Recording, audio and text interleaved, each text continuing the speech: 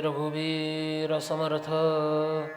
गणेश शारदा चैव सद्गुरुसज्जनस्तथा आराध्य दैवतं गुह्यं सर्वं मे रघुनन्दनः।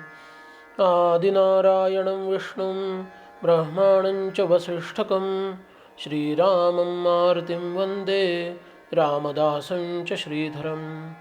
कर्मोपासनज्ञानविवेकवैराग्यदायिने रामहनुमद्रूपाय रामदासाय वै नमः। गुरुर्ब्रह्मा गुरुर्विष्णुर्गुरुर्देवो महेश्वरः गुरुः साक्षात् परब्रह्म तस्मै श्रीगुरवे नमः। जय जय रघुवीर समर्थ। सद्गुरु समर्थ रामदास स्वामी महाराज की जय। तुम्ही श्रोते जगदीश मूर्ती, तेथे माझी वित्पत्ती किती। बुद्धिहीन अल्पमती सलगी करीतो श्रीराम। जय जय रघुवीर समर्थ। ओम।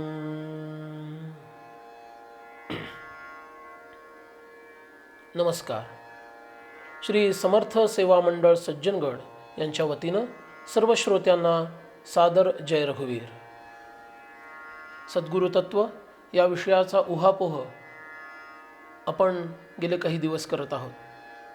सद्गुरूंची लक्षणं श्रीमद ग्रंथराज दासबोधामध्ये जी सांगितलेली आहेत त्या लक्षणांचा एक एक करून आपण त्यांचं चिंतन करत आहोत की जेणेकरून त्या लक्षणांनी अभिभूत असणारे श्री सद्गुरू त्यांच्या शिष्यांचा त्यांच्या भक्तांचा कसा उद्धार करतात हे आपल्या लक्षात येईल।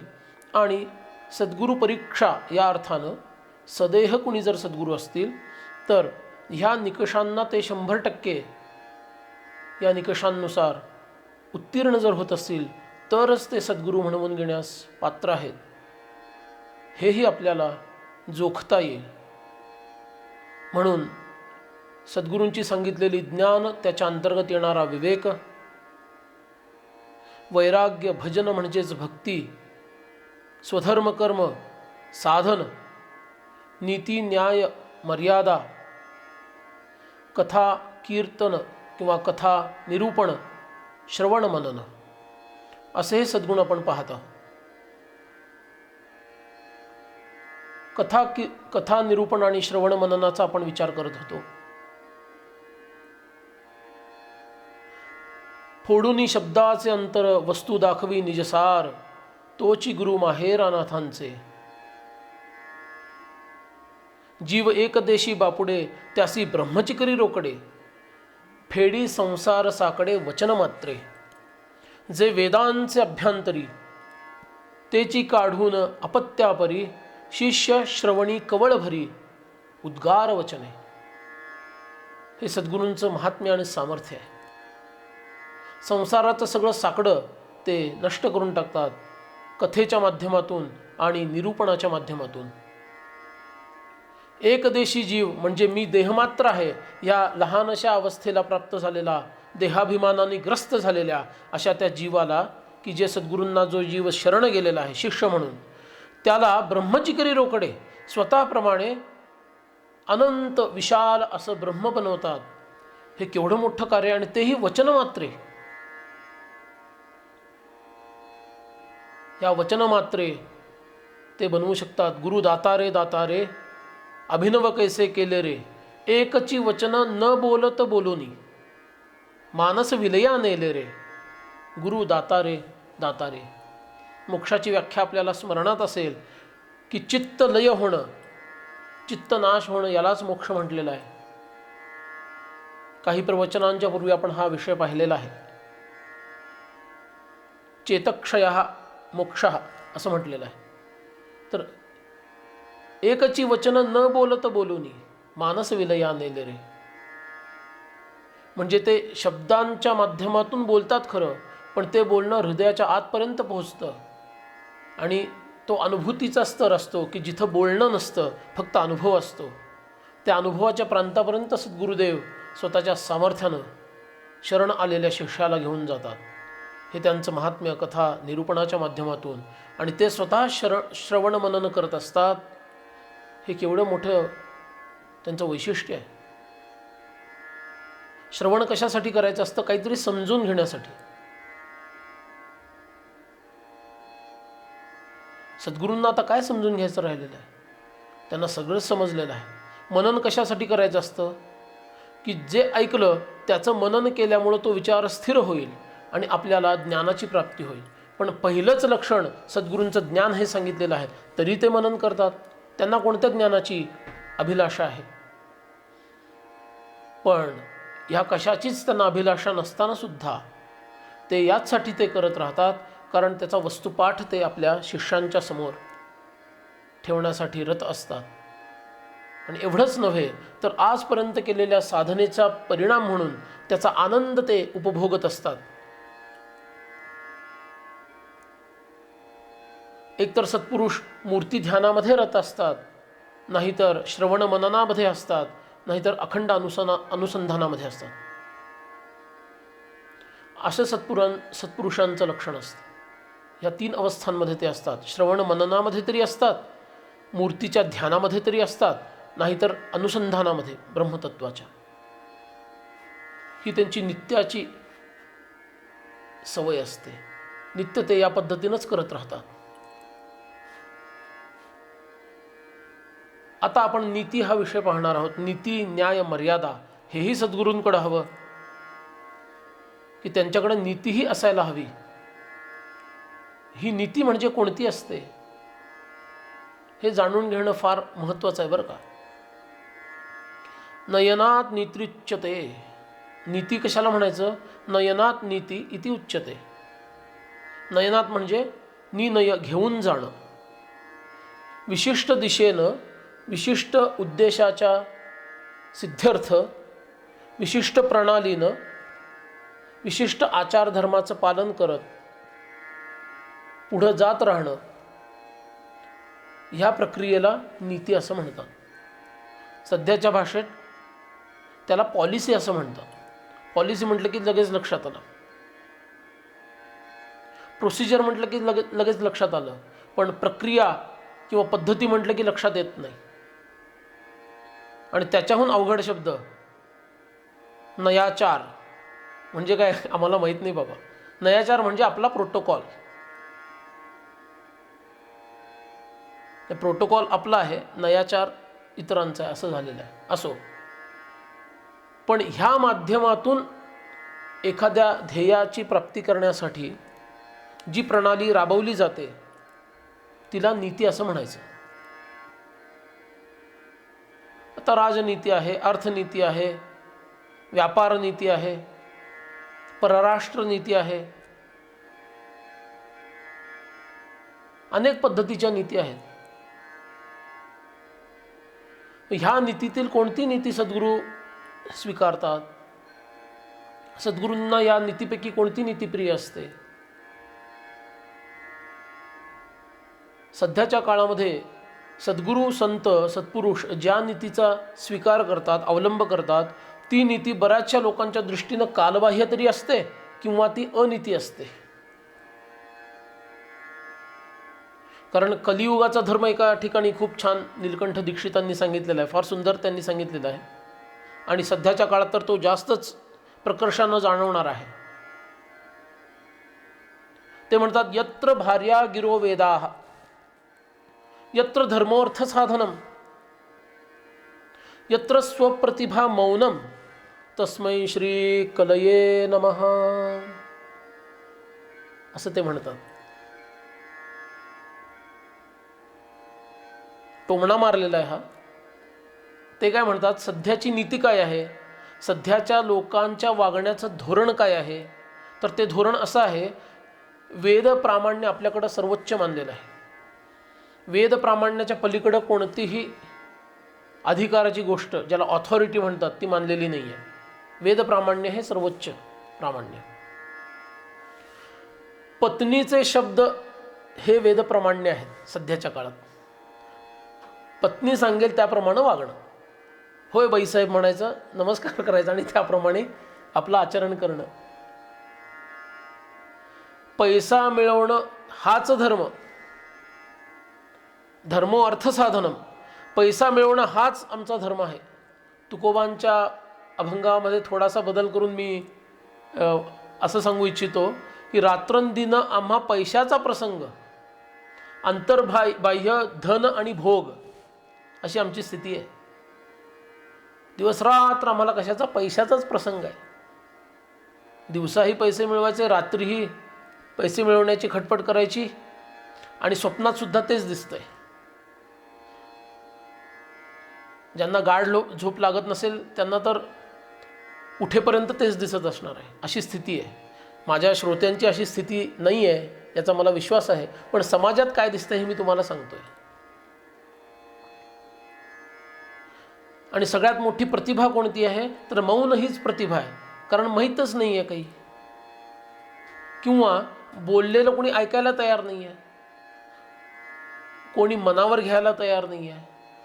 असं हे तंत्र सगळं, हे कलियुगाचा हा प्रभाव. म्हणून त्या कलीला मी वंदन करतो, असं दीक्षितांचं सांगणं आहे. आजचा जर विचार केला, सध्याच्या स्वतःला सर्व धर्म समभावी म्हणवण्याच्या अंतर्गत निधर्मी असणाऱ्या, बरं का, सर्व धर्म समभावी म्हणवण्याच्या अंतर्गत निधर्मी असणाऱ्या, सेक्युलर म्हणून घ्यायचं, समाजवादी, कम्युनिस्ट, साम्यवादी, सोशलिस्ट, उपभोक्तावादी, कन्झ्युमरिझम, उपयोगितावादी, युटिलिटेरियनिझम, अजून किती इझम्स आहेत, भरपूर आहेत. अजून काही विशेष आहे. पाश्चात्यांच्या विचारावर आधारित असणारे राष्ट्रवादी, नॅशनलिस्ट, पाश्चात्यांच्या विचारावर आधारित असणारे, बरं का, आपल्या सनातन धर्माच्या नाही. असे नाना प्रकारचे लोक आहेत. यांना संतांनी जी नीती सांगितली, सद्गुरू जी नीती सांगतात, ती अनीती, कालबाह्य झालेली नीती, बुरसटलेलं असं वाटू शकतं. पण त्याच्याशी आपल्याला कर्तव्य नाही आहे. कारण संतांची नीती कशी असते? सर्वप्रथम संत सद्गुरू ह्यांच्या नीतीचा विचार केला तर प्रकर्षानं काय जाणवतं? त्यांचं एकच तंत्र आहे, त्याच्या मागचा एकच मुख्य प्राप्य विषय आहे, एकच अधिष्ठान आहे, आणि ते म्हणजे आपल्या सगळ्यांना नित्य स्मरणीय असा आणि अत्यंत हवाहवासा वाटणारा तो मंत्र, सर्वे भवन्तु सुखिनः, सर्वे सन्तु निरामयाः, सर्वे भद्राणि पश्यन्तु, मा कश्चित् दुःखभाग् भवेत्. ओम शांती शांती शांती. सगळे सुखी असावेत, सगळे लोक आरोग्य संपन्न असावेत, सगळ्यांना कल्याणकारीच गोष्टीची प्राप्ती होवो, त्याचं दर्शन होवो, म्हणजे भगवंताचं. आणि कुणालाही दुःखाची प्राप्ती किंवा दुःखाच्या अंशाचीही प्राप्ती होऊ नये, हीच ती मंगलमयी त्यांची कामना असते. आणि ह्या वेदवाणीलाच प्रमाण मानून संत आपली नीती राबवतात. किती मुख्य फरक आहे बघा. मगाशी ज्यांचा उल्लेख केला, हे सर्व लोक ह्याच्याशी सहमत नाही आहेत. या सर्व लोकांची नीती काय आहे? स्वार्थ नीती आहे. माझं कसं बरं होईल, माझं भलं कसं होईल. आणि ते भलं मुळात नसतंच, अहितच असतं, पण ते वाटताना हित वाटतं. संतांचं तसं नाही आहे. वाटताना कदाचित ते अहितकारक किंवा त्रासदायक वाटेल, पण ते मूलतः हितकारी असतं. याचं कारण असं आहे की संतांची नीती ही ब्रह्मनिष्ठेची नीती आहे. ती ईश्वरनिष्ठा किंवा भगवननिष्ठेवर आधारित असणारी नीती आहे. ती सत्यानिष्ठेवर आधारित असणारी नीती आहे. ती सदाचार संपन्नतेवर आधारित असणारी नीती आहे. ती सनातन धर्मावर आधारित असणारी नीती आहे.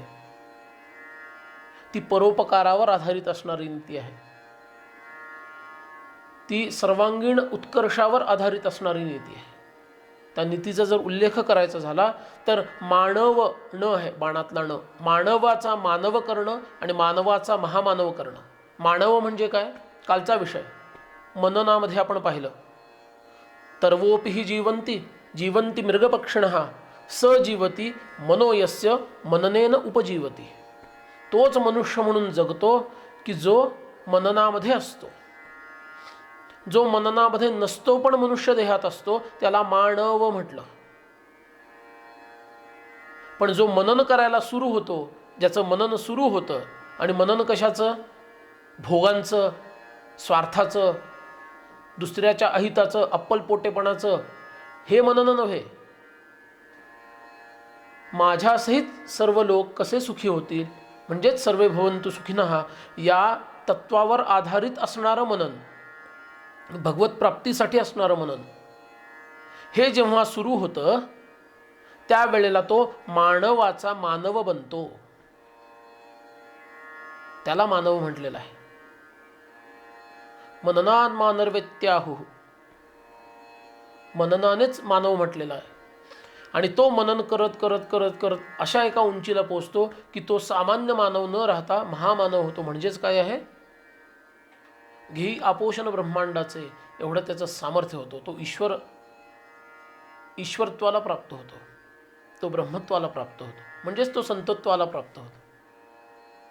आपणासारखे कळीत करीती तात्काळ, नाही काळ वेळ तया लागी, ह्या नियमानुसार तो त्या अवस्थेला, सद्गुरूंना शरण गेल्यानंतर, संतांना शरण गेल्यानंतर तो त्या अवस्थेला प्राप्त होतो. हा महामानव झाला. संतांची नीती, सद्गुरूंची नीती ही अशी आहे. नराचा नारायण बनवणं हे त्यांच्या नीतीचं सार आहे, हे त्याचं लक्ष आहे, आणि ते बनवू शकतात. हा अनुभव आहे. आपल्या परंपरेमध्ये वेद काळापासून नीतिशास्त्र मानलं गेलेलं आहे. श्रुतींमध्ये म्हणजेच वेदांमध्ये ब्राह्मण ग्रंथ नावाचे ग्रंथ आहे. संहिता, ब्राह्मण, आरण्यक, आणि आरण्यकाचाच शेवटचा भाग त्याला उपनिषद असं म्हणतात. हे 4 विभाग आहेत प्रत्येक वेदाचे. त्याच्यातील ब्राह्मण ग्रंथ हे नीतीचे ग्रंथ आहेत, नीतिशास्त्र सांगणारे ग्रंथ आहेत. नीतीचा अर्थ आपण मगाशी बघितला, नयनाद नीती इति उच्यते, जी योग्य दिशेनं प्रवास करायला आपल्याला प्रेरणा देते. आणि एवढंच नव्हे तर त्याचा आचारधर्म सांगून ठेवते, विचारधर्म सांगून ठेवते. आणि आचार विचार पहिलं पार पाविजेतो असं श्रीमद ग्रंथराज दासबोधात म्हटलंय. त्या पद्धतीनं पहिलं पार पावायचा कसा, धर्म अर्थ काम यांच्यासहित मोक्षाची प्राप्ती कशी करायची, हे त्याच्यामध्ये सांगितलेलं आहे. त्या ब्राह्मण ग्रंथांपासून ते आज तागायत जेवढे संत सत्पुरुष झाले, यांच्या सर्व वाङ्मयामध्ये, उपदेशामध्ये आपल्याला नीतीच नीती सापडेल. मानवी जीवनाचं इति कर्तव्य कशात आहे, प्रपंच सुखाचा कसा करायचा, मुळात प्रपंच सुखाचा नसतो हे त्याला पटवून द्यायचं आहे. आणि तो सुखाचा प्रपंच नसतो, पण कर्तव्य म्हणून तो करायचा असतो. कर्तव्य म्हणून केल्यानंतर त्याच्यातून सुखाची अपेक्षा न राहता भगवत प्राप्तीमध्ये खरं सुख आहे याची जाणीव होते. आणि ऐहिक आणि पारलौकिक दोन्ही उत्कर्ष त्या माणसाचा याच जन्मी होतो. तो उच्च गतीला तरी जातो, नाहीतर मुक्त तरी होतो, परमोच्च गतीला तरी जातो, त्याचं पतन होत नाही. याला नीती असं म्हणतात. ही खरी नीती. आणि ह्या नीतीचाच आपल्याला विचार करायचा आहे. मना सज्जना भक्ती पंथेची जावे, तरी श्री हरी पाविजेतो स्वभावे. जनी निंद्यते सर्व सोडून द्यावे, जनी वंद्यते सर्व भावे करावे. किंवा सदाचार हा थोर सांडून येतो, जनी तोचितो मानवी धन्य होतो. श्रीराम. ही नीतीच आहे, हा नीतीचाच उपदेश आहे.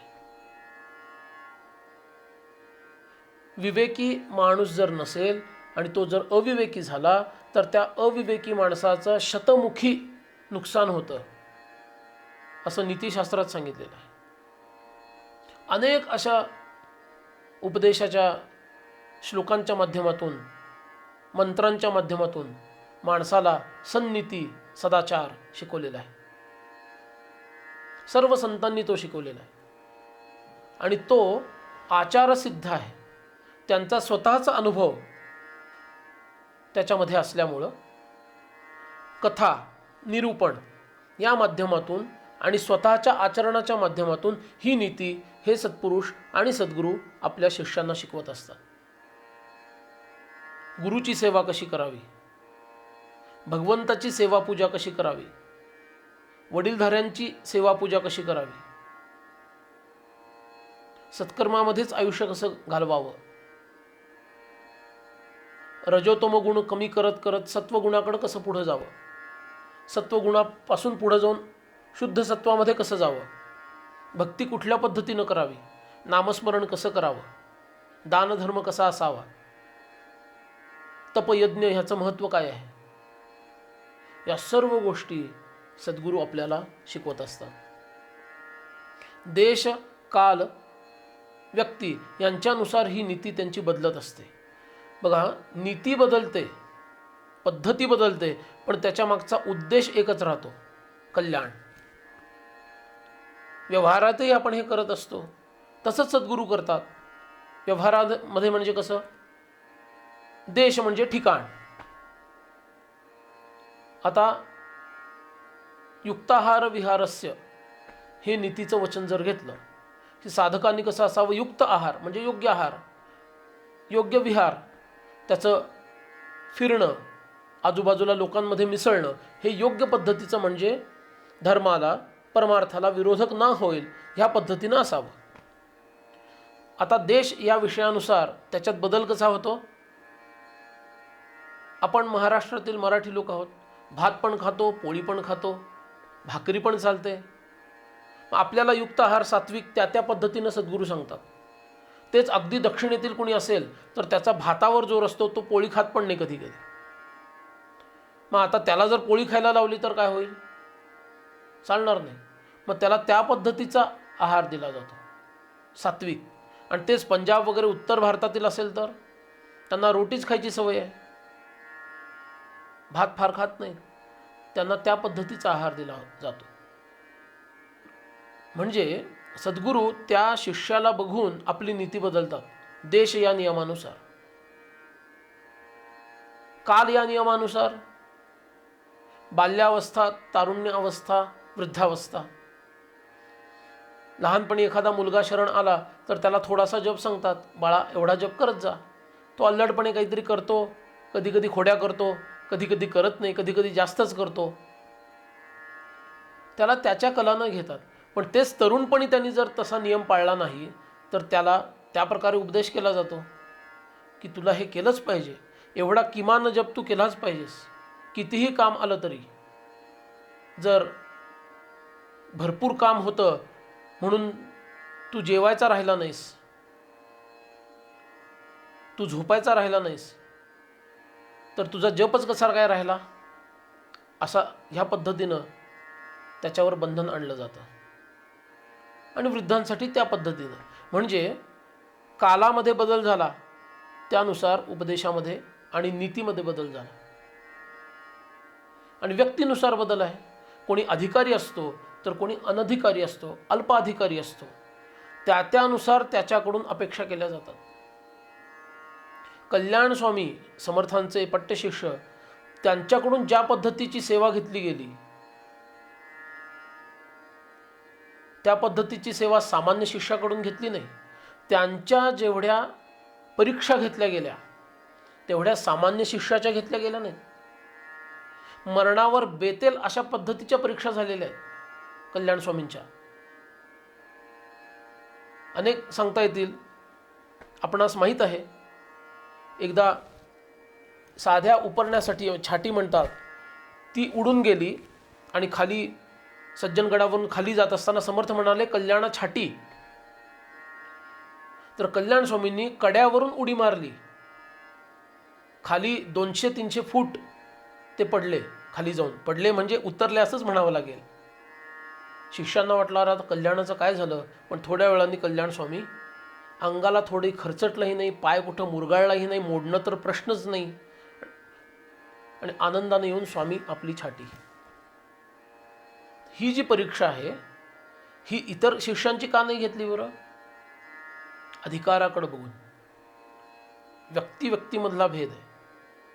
ज्याप्रमाणे गोंदवलेकर महाराजांची परीक्षा तुकामाईंनी घेतली तशी इतर कुणाचीही घेतली नाही. 8 महिने गणूबुवा म्हणायचे त्यांना. गोंदवलेकर महाराज नंतर झाले.